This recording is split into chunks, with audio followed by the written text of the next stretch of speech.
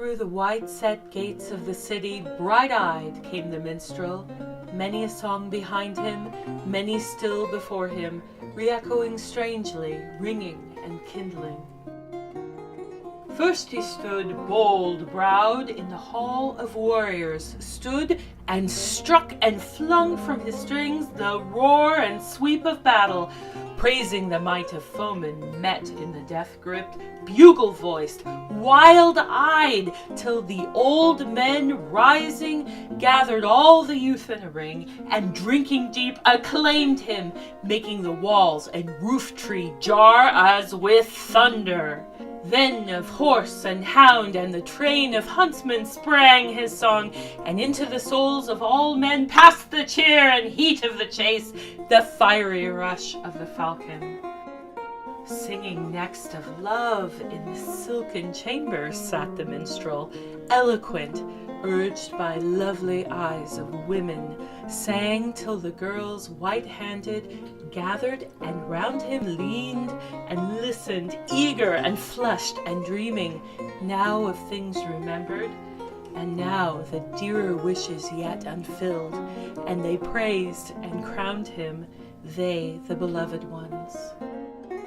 Gentlest songs he made for the mothers, weaving over cradles tissues of softest vision, tender cheeks, and exquisite hands and little feet of their dearest. Into cloisters also he came, and cells, and dwellings, sad and heavy with shadow, making all his lute strings bear for the hour their bitter burden of sorrow. Children gathered, many and bright, around him, sweet-eyed, eager, beautiful, fairy-footed, while with jocund hand upon string and mad notes full of the frolic, he rejoicing followed and led their pastime, wilder yet and wilder, till weary over all their hearts he murmured a spell, and gently sleep overcame them. So the minstrel sang with 100 voices all day long.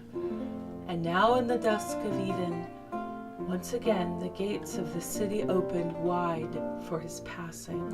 forth to dreaming meadows and fields and wooded hillsides, solemn under the dew and the starlight.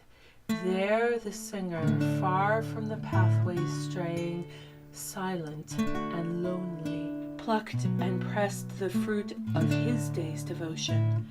making now a song for the spirit only, deeper toned, more pure than his soul had fashioned every aforetime. Sorrow touched it, travail of spirit, broken hopes and faiths uprooted, and aspirations dimmed and soiled, and out of the depth of being, limitless hunger. First, his own strange destiny darkly guided, next, the tragic ways of the world and all men, caught and foiled forever among perplexing, endlessly raveled nets of truth and falsehood, and good and evil, wild of heart, beholding the hands of beauty decking all, he sang with a voice and fingers trembling and shaken. Then of earth and time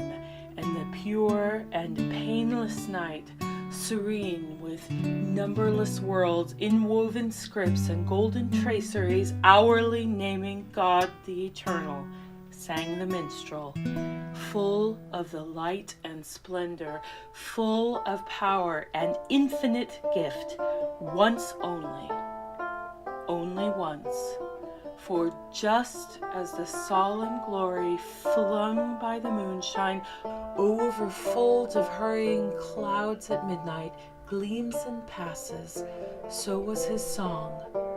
the noblest, once outpoured, and then in the strain and tumult,